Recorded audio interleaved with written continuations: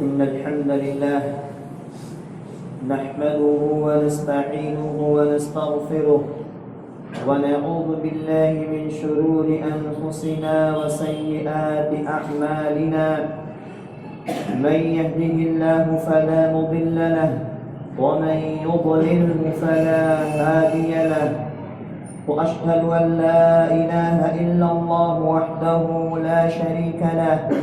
وأشهد أن محمدا عبده ورسوله. يا أيها الذين آمنوا اتقوا الله حق تقاته ولا تموتن إلا وأنتم مسلمون. يا أيها الناس اتقوا ربكم الذي خلقكم من نفس واحدة وخلق منها زوجها وبث منهما رجالا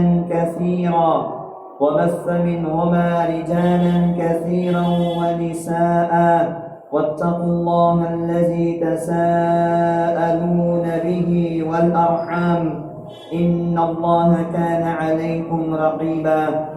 يا أيها الذين آمنوا اتقوا الله وقولوا قولا سديدا يصلح لكم أعمالكم ويغفر لكم ذنوبكم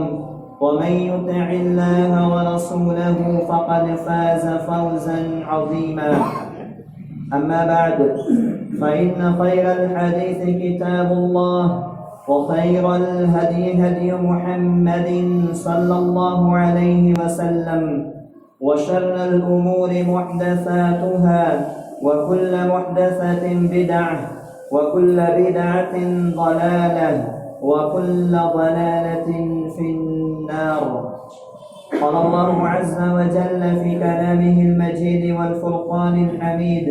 أعوذ بالله السميع العليم من الشيطان الرجيم.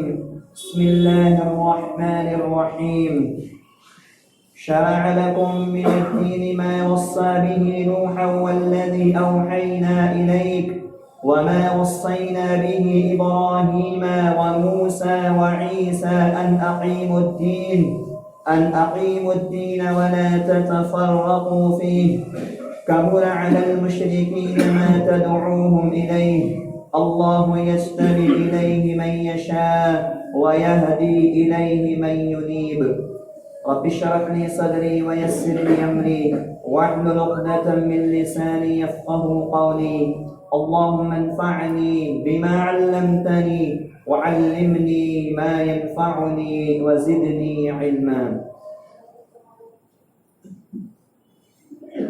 تمام قسم کی تعریفات حمد و ثنا وصلی وحدہ لا شریک لہ خالق کائنات مالک دو جہاں کے شایع نشان ہیں کہ جس کی عبادت اور بندگی کے لیے ہمیں پیدا کیا گیا ہے.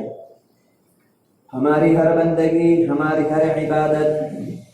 ہمارا مرنا، ہمارا جینا اللہ رب العالمین احکم الحاکمین وحدہ لا شریک لہ کے لیے ہے، جس کی ذات میں، جس کی صفات میں اس کا کوئی ہمسر، شریک اور سازی نہیں ہے. بعدہ لا تعداد انگنن درود و سلام نازل ہو اللہ کے تمام پیغمبروں، نبیوں، رسولوں پر، خصوصاً آخری نبی رحمت للعالمین خاتم النبیین محمد رسول اللہ صلی اللہ علیہ وآلہ وسلم پر. اللهم صل على محمد وعلى آل محمد كما صليت على إبراهيم وعلى آل إبراهيم إنك حميد مجيد. اللهم بارك على محمد وعلى آل محمد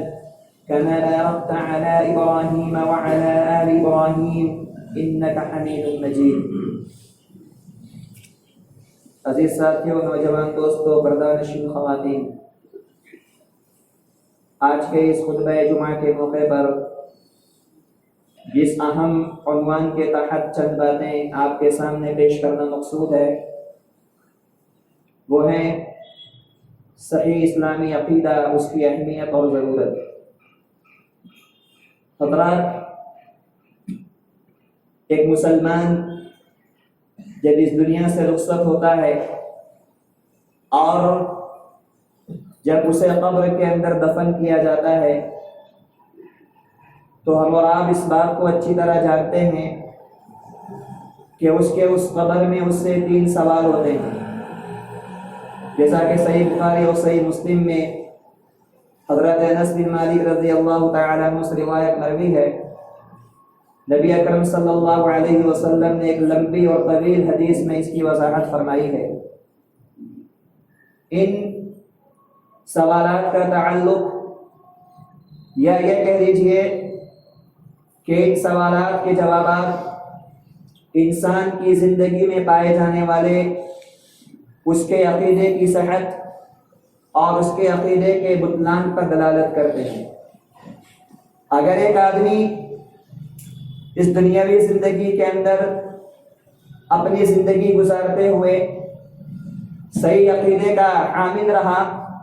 تو اس کے لیے وہ سوال کے جوابات آسان ہوتے ہیں، لیکن ایک آدمی جو دنیا کے اندر اللہ سے غافل رہا، باطل عقیدے کا قائل رہا، اللہ رب العالمین احکم الحاکمین کی ذات کے ساتھ شرک کا عامل رہا، تو پھر ایسا انسان اس قبر کے اندر کہتا ہے ہاں لا ادری، ہائے افسوس کہ میں نہیں جانتا۔ پھر وہ کہتا ہے کنت اقول ما یقول الناس، میں تو بس لوگوں کی پیروی کرتا تھا، جو لوگ کہتے تھے میں اس پر عمل کرتا تھا۔ تو اس کی یہ بات سن کر کے فرشتے اس سے کہتے ہیں لا دریت ولا تلیت، یہ بات پوائنٹ کی ہے، لا دریت ولا تلیت، کہ تو نے دنیا کے اندر اپنی زندگی گزارنے کے سارے ساز و سامان کی طرف محنت کی، تو نے اپنی دنیاوی زندگی بنانے کے لیے لباس سے لے کر کھانے تک، اور کھانے سے لے کر گھر تک، اور گھر سے لے کر سواری تک، ہر چیز کے لیے تو نے محنت کی، لیکن تو نے دنیا کے اندر اپنے اس قبر کے اندر کام آنے والے صحیح عقیدے کے بارے میں معلوم کیوں نہیں کیا؟ لا دریت ولا تلیت، تو نے اس کے تعلق سے علم حاصل کیوں نہیں کیا؟ تو نے اس کے تعلق سے جانکاری حاصل کیوں نہیں کی کہ رب کون ہے، دین کیا ہے، اور نبی صلی اللہ علیہ وسلم کی حیثیت کیا ہے؟ تو نے اس کے تعلق سے علم حاصل کیوں نہیں کیا؟ اور حضرات، عقیدے کا مسئلہ اتنا اہم مسئلہ ہے کہ اللہ رب العالمین احکم الحاکمین کے یہاں اس تعلق سے انسان کا کوئی عذر اور انسان کا کوئی بہانہ اللہ کے یہاں قابل قبول نہیں ہے، کیونکہ اللہ رب العالمین نے اپنے بندوں کے اوپر اپنی حجت کو تمام کر دیا ہے، اپنی دلیل کو اللہ رب العزت نے اپنے بندوں پر تمام کر دیا ہے۔ ہم اور آپ اس بات کو اچھی طرح جانتے ہیں، قرآن میں اللہ نے بیان کیا کہ آدم علیہ السلام کی جب اللہ رب العالمین نے تخلیق کی، پیدائش کی، تو اللہ رب العالمین نے آدم علیہ السلام کی پشت سے، ان کی پیٹھ سے ان کی آنے والی تمام ذریت کو نکال لیا، جیسا کہ اللہ نے قرآن میں کہا وَإِذْ أَخَذَ رَبُّكَ مِن بَنِي آدَمَ مِن ذُرِّيَّتِهِمْ وَأَشْهَدَهُمْ عَلَىٰ أَنفُسِهِمْ أَلَسْتُ بِرَبِّكُمْ، جب اللہ رب العزت نے آدم علیہ السلام کی تمام ذریت سے، اس میں آپ بھی شامل، میں بھی شامل، خواتین بھی شامل، جو گزر چکے وہ بھی شامل، جو دنیا میں آنے والے ہیں وہ بھی شامل، اللہ رب العالمین نے سب سے عہد و پیمان لیا۔ کیا پیمان لیا؟ الست بربکم، کیا میں تمہارا پروردگار نہیں ہوں؟ کیا میں تمہارا رب نہیں ہوں؟ کیا میں تمہاری عبادت کا لائق نہیں ہوں؟ کیا میں تمہارا خالق اور مالک اور مشکل کشا نہیں ہوں؟ قالوا بلا شہدنا علی انفسنا، کہا کہ اللہ ہم گواہی دیتے ہیں کہ ہمارا رب تو ہی ہے۔ یہ انسان اس عقیدے کی بنیادی اہمیت کی اور اس عقیدے کی اللہ کے یہاں اپنی زبان سے شہادت دے کر کے آیا ہے، گواہی دے کر کے آیا ہے کہ دنیا کے اندر میری عبادت، میری بندگی اور میری دنیاوی زندگی کا عمل اللہ رب العالمین احکم الحاکمین کے لیے ہوگا۔ الست بربکم، کیا میں رب نہیں ہوں تمہارا؟ تو سارے انسانوں نے بیک وقت اللہ رب العالمین کے سامنے یہ جواب دیا کہ اللہ تو ہی ہمارا پروردگار ہے، تو ہی ہمارا رب ہے، تو ہی ہمارا مالک ہے، تو ہی ہمارا خالق ہے، اور ہم تیرے بندے اور تیرے غلام ہیں۔ حضرات،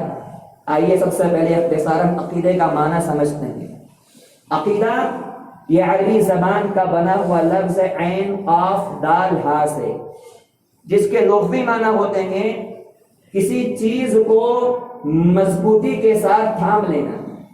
کسی چیز کو مضبوطی کے ساتھ پکڑ لینا، کسی چیز کے ساتھ مضبوطی کے ساتھ چمٹ جانا، یہ ڈکشنری کے اعتبار سے عقیدہ کہلاتا ہے۔ جیسے عربی زبان میں کہتے عقد الحبل، یعنی رسی کو باندھنا، رسی کو گانٹھ لگانا،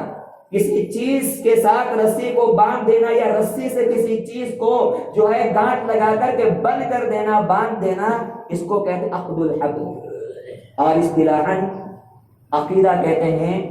انسان کا پختہ ایمان، انسان کا پختہ یقین اور اس کی زندگی کے قطعی فیصلے جس کے اندر کوئی شک و شبہ نہ ہو۔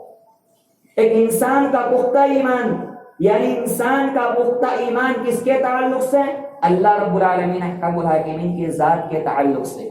اپنے آپ کو اللہ کے ساتھ باندھ لینا، اپنے آپ کو اللہ کے ساتھ جوڑ لینا، اپنے آپ کو اللہ رب العالمین کے نبی کے ساتھ جوڑ لینا، باندھ لینا، اپنے آپ کو اللہ رب العالمین کی کتاب کے ساتھ جوڑ لینا، باندھ لینا اور اس کے مطابق اپنی زندگی کو گزارنا، یہ عقیدے کا اختصاراً تعارف ہے۔ اور بعض محدثین نے بیان کیا ہے کہ ایمان کے جو ارکان ہیں، جو ارکان ستہ ہم اور آپ جانتے ہیں، نبی اکرم صلی اللہ علیہ وسلم نے حدیث میں اس کی وضاحت فرمائی ہے کہ ایمان کے 6 بنیادی ارکان ہیں: اللہ پر ایمان، فرشتوں پر ایمان، اس کی آسمانی کتابوں پر ایمان، اور جتنے رسول آئے ان تمام رسولوں پر ایمان، اچھی اور بری تقدیر پر ایمان، اور آخرت کے دن پر ایمان۔ تو ان 6 باتوں پر کامل یقین رکھنا یہ انسان کی زندگی کے عقیدے کا خلاصہ ہے۔ تو اس عقیدے کی تعریف کے بعد آئیے ہم اس بات کو جانتے ہیں کہ آیا اسلام کے اندر،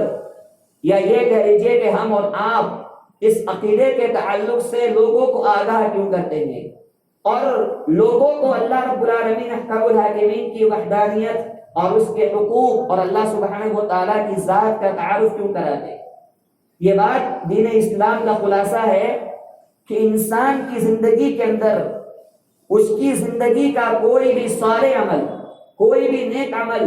اس وقت تک اللہ رب العالمین کی یہاں قابل قبول نہیں ہو سکتا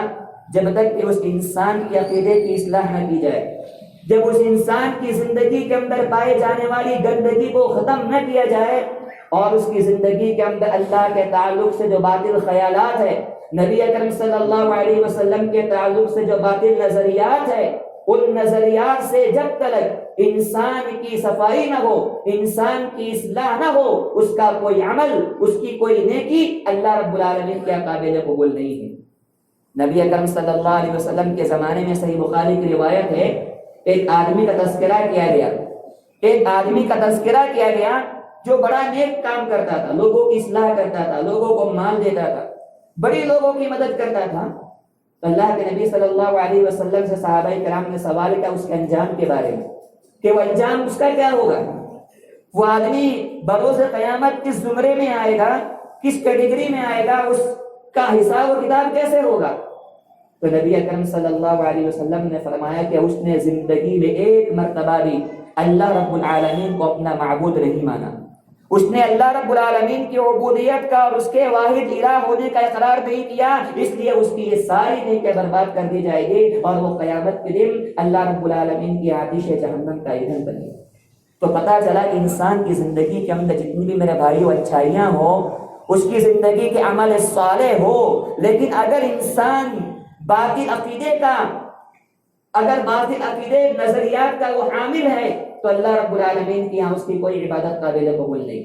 سورہ کہف کی آخری آیت پڑھی، اللہ رب العالمین نے فرمایا کہ فَمَنْ كَانَ يَرْجُو لِقَاءَ رَبِّهِ فَلْيَعْمَلْ عَمَلًا صَالِحًا وَلَا يُشْرِكْ بِعِبَادَةِ رَبِّهِ أَحَدًا۔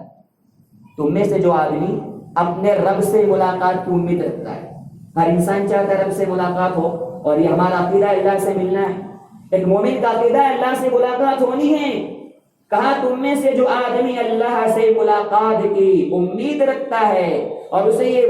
یقین ہے کہ مجھے اللہ سے ملنا ہے تو فَلْيَعْمَلْ عَمَلًا صَالِحًا، سب سے پہلا کام تو یہ کہ اسے نیک عمل کرنا ہے، اور دوسرا کام وَلَا يُشْرِكْ بِعِبَادَةِ رَبِّهِ أَحَدًا، اور اپنے رب کی عبادت میں، اپنے رب کی بندگی میں کسی کو شریک نہیں کرنا۔ اللہ نے انسان کی دو باتوں کو بیان کرے، ایک طرف عمل صالح کو بیان کیا اور دوسری طرف عمل صالح کو برباد کرنے والے گناہ سے انسان کو آگاہ کیا۔ ایک طرف تمہاری اچھائیوں کو اللہ نے بیان کیا اور ایک طرف اس گناہ کو بیان کیا ہے جو گناہ تمہاری اچھائیوں کو، تمہاری نیکیوں کو ختم کر دینے والے ہیں۔ فَلْيَعْمَلْ عَمَلًا صَالِحًا وَلَا يُشْرِكْ بِعِبَادَةِ رَبِّهِ أَحَدًا، نیک عمل کرو اور اللہ کے ساتھ کسی کو شریک نہ کرو۔ حضرات یہاں پر اختصاراً عمل صالح کی تعریف بیان کر دینا مناسب ہے۔ عمل صالح اس کی قبولیت کے بنیادی دو شرائط ہیں۔ جب تک انسان کے کسی کام میں، کسی فعل میں، کسی عمل کے اندر جب تک دو شرطیں نہ پائی جائے اس کا وہ عمل نیک نہیں ہوگا اور اللہ کے یہاں قابل قبول نہیں ہوگا۔ سب سے پہلی شرط عمل صالح کے لیے انسان کی نیت کا خالص ہونا ہے۔ انسان کی نیت کا خالص ہونا ہے، صرف اللہ رب العالمین کی رضا کے لیے ہو، اور دوسرا اس عمل کا نبی اکرم صلی اللہ علیہ وسلم کی سنت کے مطابق ہونا ہے۔ نبی اکرم صلی اللہ علیہ وسلم کی سنت کے مطابق ہونا ہے، یہ انسان کی عمل صالح کی قبولیت کی بنیادی دو شرطیں ہیں۔ ایک آدمی جمعہ کی نماز پڑھنے کے لیے آتا ہے، لیکن اس نیت سے آتا ہے کہ لوگ مجھے نمازی کہیں، لوگ مجھے نمازی کہیں،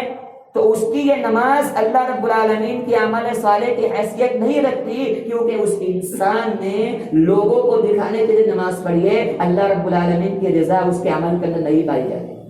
اور اس کے بالمقابل ایک آدمی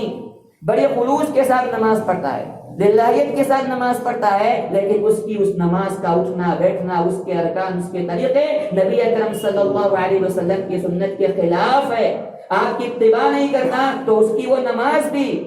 باوجود یہ کہ اخلاص پایا جاتا ہے اللہ رب العالمین کے قابل قبول نہیں ہوگی۔ تو یہ محدثین نے انسان کی زندگی میں پائے جانے والے عمل صالح کی قبولیت کے یہ دو بنیادی ضابطے بیان کیے کہ انسان اپنے عمل میں، اپنے کام میں، اپنے امور میں اللہ کی رضا کو چاہے، اور دوسرا یہ کہ اس کا وہ عمل نبی اکرم صلی اللہ علیہ وسلم کے طریقے اور آپ کی سنت کے مطابق۔ حضرات یقینا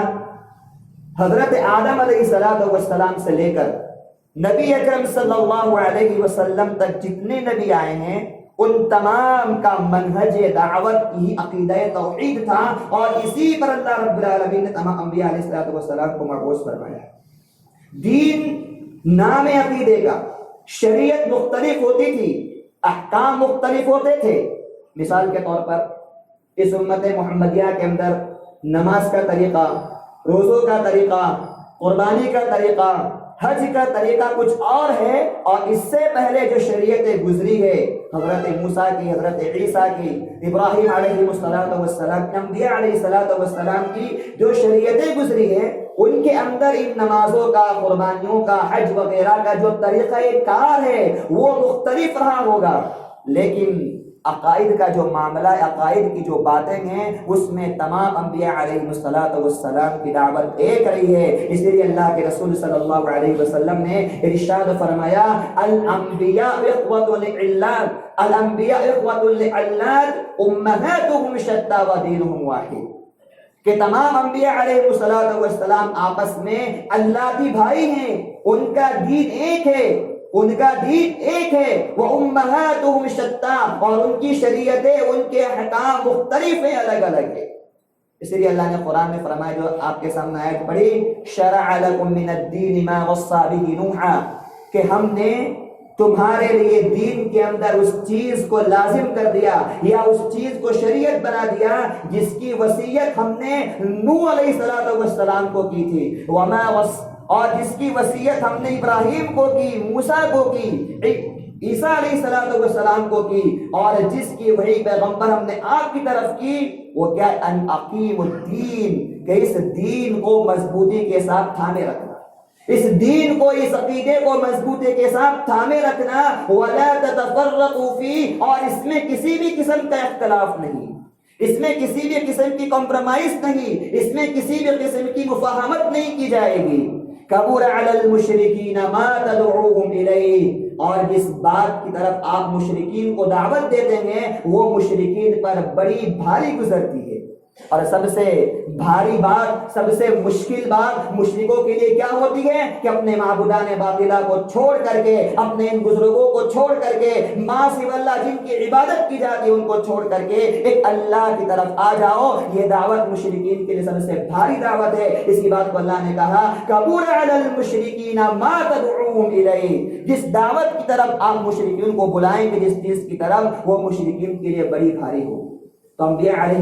السلام کی دعوت توحید ایک رہی، سب نے اپنے قوم کو یہی بتایا اللہ ایک ہے، وہی خالق ہے، وہی مالک ہے، اس کی ربوبیت میں، اس کی الوہیت میں، اس کی اسماء و صفات میں اس کا کوئی شریک اور سازی نہیں ہے، وہ تنہا ہے۔ زمین اور آسمان کا، زمین اور آسمان میں پیدا کیے جانے والے تمام امور کا مدبر، منتظم، خالق اور مالک، اور رزق کی جتنے کام ہے، اولاد لینے اور دینے، زندگی اور موت کا جو معاملہ ہے، وہ صرف اللہ رب العالمین کے ہاتھ میں ہے۔ جنت اور جہنم کا تذکرہ، انسان کی موت کے بعد کی زندگی کا تذکرہ، یہ انسان کی زندگی کے عقائد کے تعلق سے باتیں رکھتی ہے۔ اسی کو تمام انبیاء علیہ السلام نے اپنی امت کے سامنے بیان کیا۔ حضرات، انسان کی زندگی کے اندر عقیدے کی اہمیت اور ضرورت اس نہایت سے اور بڑھ جاتی ہے کہ انسان کو اللہ رب العالمین نے فطرت اسلام پر پیدا کیا ہے۔ ہر انسان کو اللہ نے فطرت سلیمہ پر پیدا کیا ہے۔ بعد میں چل کر کے وہ اپنے اطوار کو دیکھ کر کے، اپنے ماحول کو دیکھ کر کے جو ہے وہ ان نظریات کا، ان عقیدے کا حامل ہوتا ہے جو اس کے آس پاس پائے جاتے ہیں۔ آج دیکھیے جن کے پاس صحیح عقیدہ نہیں ہے، جن کے پاس صحیح دین نہیں ہے، یا جو دین اسلام سے دور ہے، آج وہ دیکھیے کس طریقے سے اپنی زندگی گزار رہے ہیں۔ انسان کی فطرت جو ہے، اس کا جو نفس ہے، کچھ سوالات کرتا ہے انسان سے۔ ہر انسان کا نفس انسان سے کچھ سوالات کرتا ہے، اور جس کے پاس عقیدے کی صحت ہوتی ہے، صحیح عقیدہ ہوتا ہے، وہ اس بات کو جان لیتا ہے، ان سوالات کو جان لیتا ہے، اور اس کی زندگی آسان ہو جاتی ہے۔ لیکن جن کے نظریات صحیح نہیں، جن کے عقیدے صحیح نہیں ہوتے، وہ ان سوالات کے جوابات کو نہیں معلوم کر پاتے، اس وجہ سے خودکشیاں کر جاتے ہیں، اپنے آپ کو مار لیتے ہیں، اور گناہ اور معصیت کے دلدل کے اندر پھنس جاتے ہیں، اور اپنی دنیاوی زندگی اور اخروی زندگی دونوں کو برباد کر دیتے ہیں۔ مثال کے طور پہ انسان کا نفس، انسان کا ضمیر اور انسان کی فطرت انسان سے یہ سوال کرتی ہے کہ من این جیت، تو کہاں سے آیا ہے؟ ہر انسان کا نفس یہ پوچھتا ہے تو کہاں سے آیا، اور کس لیے آیا،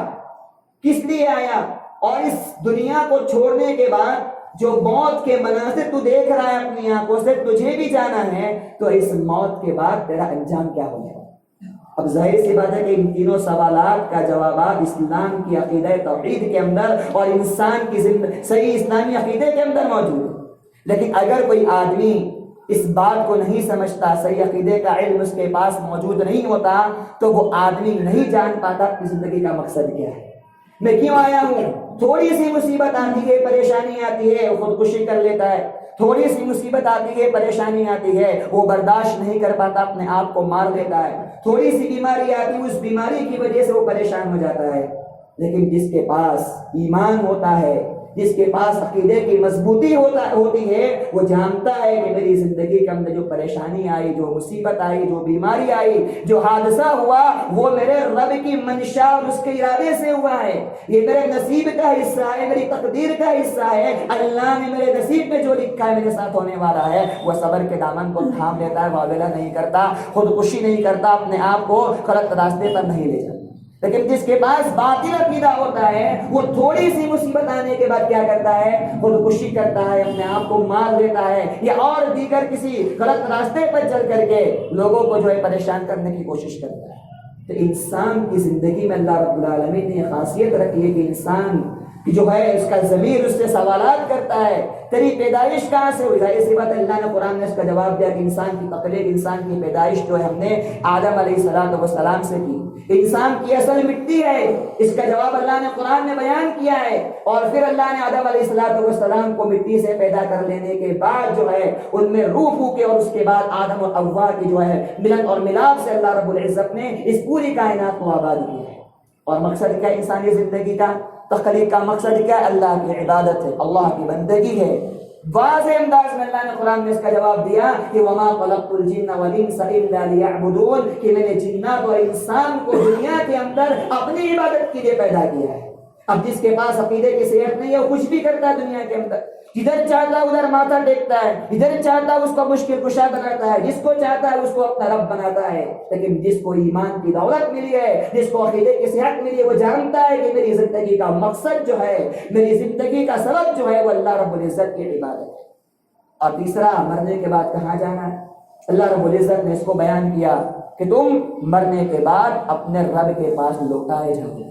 یاد رکھنا اس چیز کو، تو اپنے رب کے پاس لوٹائے جاؤ گے۔ تمہاری زندگی میں ہونے والے ہر عمل کا اللہ کو حساب دینا ہے۔ تمہارے عمل اچھے اس کا بھی حساب، تمہارے عمل برے اس کا بھی، تمہیں وبال اللہ کے یہاں اس کا جو ہے وبال تمہیں مل کر کے رہے گا۔ تو یہ اللہ رب العزت نے انسان کو اس چیز کی تعلیم دی ہے، اس لیے کہ انسان کے لیے ضروری ہے کہ وہ عقیدے کی صحت میں اپنی اصلاح کرے۔ حضرات، انسان کی زندگی کے اندر پائے جانے والے جو عقیدے ہیں وہ امن کے ضامن ہیں، امن کے ضامن ہیں۔ جب انسان اپنے آپ کی اصلاح کر لے گا اور اس کا عقیدہ مضبوط ہوگا اللہ کے تعلق سے، تو اللہ سبحانہ و تعالی امن کو، سکون کو، چین کو نازل فرمائے گا۔ آج مسلمانوں کے اندر جو فساد ہے اس کی سب سے بڑی جڑ عقیدے کا فساد ہے، عقیدے کا بگاڑ ہے۔ اللہ رب العالمین احکم الحاکمین کے ساتھ شرک ہے، اللہ کے ساتھ بغاوت ہے، یہ انسان کی زندگی کے اندر آنے والے فساد کا سب سے بڑا سبب ہے۔ اللہ نے قرآن میں فرمایا الذین آمنوا ولم يلبسوا ایمانهم بظلم اولئک لهم الامن وهم مہتدون۔ یقیناً جو لوگ ایمان لے آئے، جو لوگ مومن ہو گئے اور مومن ہونے کے بعد اپنے ایمان کی حفاظت کی، اپنے عقیدے کی حفاظت کی اور اپنے ایمان کو، اپنے عقیدے کو شرک کے ساتھ نہیں ملایا۔ وَلَمْ يَلْبِسُوا إِيمَانَهُمْ بِظُلْمٍ، اپنے ایمان کو، اپنے عقیدے کو، اپنے اسلام کو ظلم کے ساتھ، شرک کے ساتھ نہیں ملایا۔ أُولَئِكَ لَهُمُ الْأَمْنُ وَهُمْ مُهْتَدُونَ، تو ان کے لیے امن ہے، ان کے لیے چین ہے، ان کے لیے سکون ہے اور یہی لوگ ہدایت یافتہ ہے۔ اس آیت کریمہ میں اللہ رب العزت نے یہ بات بیان کی کہ انسان کے عقیدے کی صحت یہ اس کے لیے امن کا ضامن ہے، یہ اس کے لیے سکون کا ضامن ہے، یہ اس کے لیے راحت کا ذریعہ ہے۔ زندگی میں اگر امن چاہیے تو انسان کو اپنے عقیدے کی اصلاح کی ضرورت ہے اور اللہ رب العالمین سے اپنے تعلقات کو استوار کرنے کی ضرورت ہے۔ اور اسی طریقے سے عقیدے کی صحت، عقیدے کی اصلاح یہ برکت کے نزول کا بہت بڑا ذریعہ ہے، برکت کے نزول کا بہت بڑا ذریعہ ہے۔ برکتیں نازل ہوگی اس عقیدے کی برکت سے، اللہ کے خزانے ملیں گے انسان کے ایمان کی مضبوطی کی وجہ سے۔ اللہ سبحانہ و تعالی ہمارے لیے پھلوں کو، باغات کو، رزق کو، روزی کو آسان کرے گا ہمارے دل کے مضبوط عقیدے اور ایمان کی صحت کی برکت سے۔ اللہ نے قرآن میں فرمایا کہ وَلَوْ أَنَّ أَهْلَ الْقُرَىٰ آمَنُوا وَاتَّقَوْا لَفَتَحْنَا عَلَيْهِمْ بَرَكَاتٍ مِّنَ السَّمَاءِ وَالْأَرْضِ، اگر بستی والے، گاؤں والے، قریہ والے، محلے والے، علاقے والے اگر ایمان لے آئے اور ایمان، کامل اللہ پر ایمان لے آئے، اسی کو اپنا رب مانے، اسی کو اپنا مشکل کشا مانے، اسی کو غریب نواز مانے اور اسی کو بگڑی بنانے والا مانے اور اس کی ذات میں، اس کی صفات میں کسی کو شریک نہ کرے، اللہ فرماتا ہے فَتَحْنَا عَلَيْهِمْ بَرَكَاتٍ مِّنَ السَّمَاءِ وَالْأَرْضِ، زمین سے بھی اس کے لیے خزانے کھول دیں گے اور آسمان سے بھی رحمتوں کی بارش ان کے لیے برسائیں گے۔ تو یہ اللہ رب العزت نے یہ وعدے کی ہیں، اللہ رب العالمین کے وعدے ہیں، یہ اللہ رب العالمین کے فرامین ہیں کہ انسان کے لیے جو اپنی زندگی کے اندر، اپنے کردار کے اندر اعمال کی صحت کے ساتھ ساتھ عقیدے کی صحت میں نظر ہوگا۔ حضرات، اب آئیے طائرانہ نظر، ایک ہلکی سی نظر نبی اکرم صلی اللہ علیہ وسلم کی زندگی پر ڈال دیں کہ آپ نے اس کے پیچھے کتنی محنت کی، آپ نے اس کے پیچھے کتنی محنت کی ہے۔ لوگوں کے اصلاح کے لیے، لوگوں کے عقیدے کی درستگی کے لیے نبی اکرم صلی اللہ علیہ وسلم نے میرے بھائی کو اتنا زور لگایا۔ 40 سال کے بعد آپ کو نبوت ملی اور 40 سال کے بعد آپ 23 سال جو ہے مزید دنیا میں زندہ رہے، نبوت کے 23 سال آپ نے گزارے۔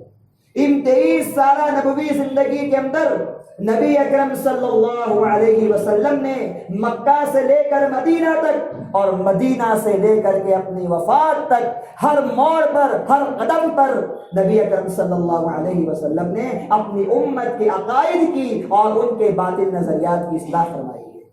جب اللہ کے نبی صلی اللہ علیہ وسلم کے سامنے آپ کے صحابہ کرام سے کبھی کوئی ایسی غلطی سرزد ہو جاتی جس کا تعلق ان کے عقیدے سے ہوتا تو نبی اکرم صلی اللہ علیہ وسلم اس میں خاموش اختیار نہ کرتے بلکہ فوراً اس کی اصلاح کرنے کی کوشش کرتے اور اس کو وہیں پر روک دیتے۔ کوہ صفا سے لے کر کے جب آپ صلی اللہ علیہ وسلم کوہ صفا پر چڑھے اور لوگوں کو اللہ کی وحدانیت کی دعوت دی، قولوا لا الہ الا اللہ تفلحوا، کہہ دو اللہ کے سوا کوئی معبود برحق نہیں، کامیاب ہو جاؤ گے۔ وہ وقت تھا کہ اس وقت سے لے کر نبی اکرم صلی اللہ علیہ وسلم کے اوپر آزمائش کے، مصائب کے، مصیبتوں کے اور حملوں کے وہ پہاڑ ٹوٹ گئے جو مکی زندگی کے اندر تھمنے کا نام نہیں لیتے تھے۔ طائف کے واقعے کو یاد کیجئے، اللہ کے نبی صلی اللہ علیہ وسلم کس طرح زخمی کیے گئے، اور طائف تو چھوڑیے، شیب ابی طالب کو یاد کیجئے جہاں پر نبی اکرم صلی اللہ علیہ وسلم کو اور آپ کے ساتھیوں کو، آپ کے صحابہ کو ابو طالب سمیت جو ہے تمام کو قید کر دیا گیا تھا، اور دنیا میں پائے جانے والی کھانے پینے اوڑھنے بیٹھنے لباس وغیرہ کی ہر چیز سے کافروں کو محروم کر دیا تھا۔ لیکن نبی اکرم صلی اللہ علیہ وسلم لوگوں کو برابر اللہ رب العزت کی دین کی طرف، عقیدے کی اصلاح کی طرف دعوت دیتے رہے، بلاتے رہے، اور یہاں سے لے کر کے آپ کی وفات تک، مرنے کے وقت تک اللہ کے نبی صلی اللہ علیہ وسلم اپنی امت کے عقیدے کی اصلاح کر رہے ہیں۔ آپ کی وفات کو 2 دن 3 دن باقی ہے، اس وفات میں اللہ کے نبی نے کیا درس دیا امت کو، کیا سبق دیا امت کو، کس چیز کے اللہ کے نبی نے وصیت کی، کس چیز سے اللہ رب کے نبی نے اپنی امت کو ڈرایا؟ قبر کی پوجا سے ڈرایا، خبروں کو عبادت گاہ بنانے سے ڈرایا، خبروں کو میلہ گاہ بنانے سے بنایا۔ آپ نے فرمایا لعن اللہ الیہود والنصارى اتخذوا قبور انبیاء مساجدا، کہیں پر آپ نے فرمایا لا تطرونی کما تطر النصارى عیسی ابن مریم فانی عبد اللہ ورسولہ فقولوا عبد اللہ ورسولہ، کئی بار آپ نے فرمایا اللہ سے دعا کہ اللہم لا تجعل قبری وثنا یعبد، کہ اللہ میری قبر کو میلہ گاہ نہ بنانا کہ لوگ آ کر کے میری عبادت کریں، اس پر سجدے ہو، اس کی بندگی ہو، اس کی عبادت ہو، میری قبر کو میلہ گاہ اور عیدگاہ مت بنانا کہ لوگ یہاں پر آ کر کے میلے لگائیں۔ یہ نبی اکرم صلی اللہ علیہ وسلم نے زندگی کے آخری ایام کے اندر لوگوں کو شرک سے ڈرایا، خبر پرستی سے ڈرایا، اللہ کی وحدانیت کی دعوت دی، اور آپ نے یہ سبق دیا کہ میں اپنے مرنے کے بعد تمہاری فریاد کو نہیں سنوں گا، میں اپنے مرنے کے بعد تمہاری فریاد کو نہیں سنوں گا، تمہاری باتوں کو اللہ کے یہاں پہنچانا میرا کام نہیں، مرنے کے بعد میرا وسیلہ پکڑنا یہ حرام ہے تمہارے لیے، مر جانے کے بعد میں تمہارے لیے کسی کام کے لائق نہیں۔ کہ اللہ کے نبی صلی اللہ علیہ وسلم نے امت کو یہ درس دیا، اور آخری دم تک اللہ کے رسول صلی اللہ علیہ وسلم اپنی امت کے منہج کی، ان کے عقیدے کی اصلاح کرتے رہے، اور اپنے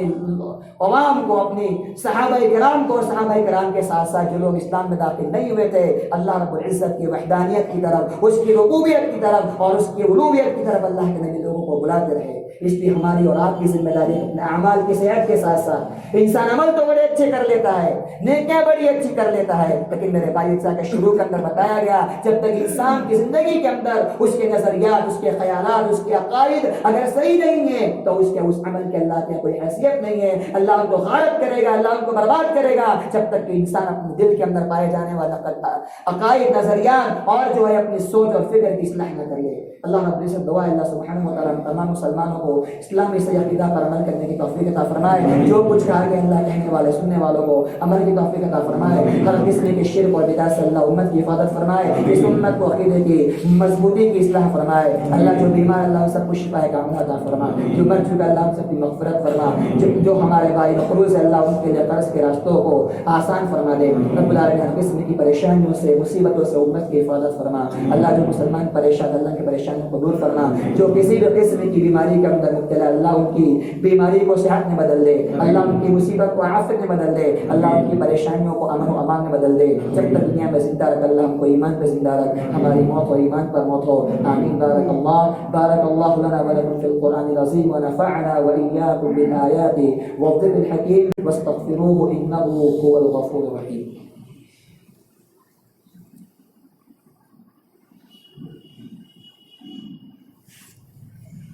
إن الحمد لله نحمده ونستعينه ونستغفره ونعوذ بالله من شرور أنفسنا وسيئات أعمالنا من يهدي الله فلا مضل له ومن يضلل فلا هادي له وأشهد أن لا إله إلا الله وحده لا شريك له وأشهد أن محمدا عبده ورسوله إن الله وملائكته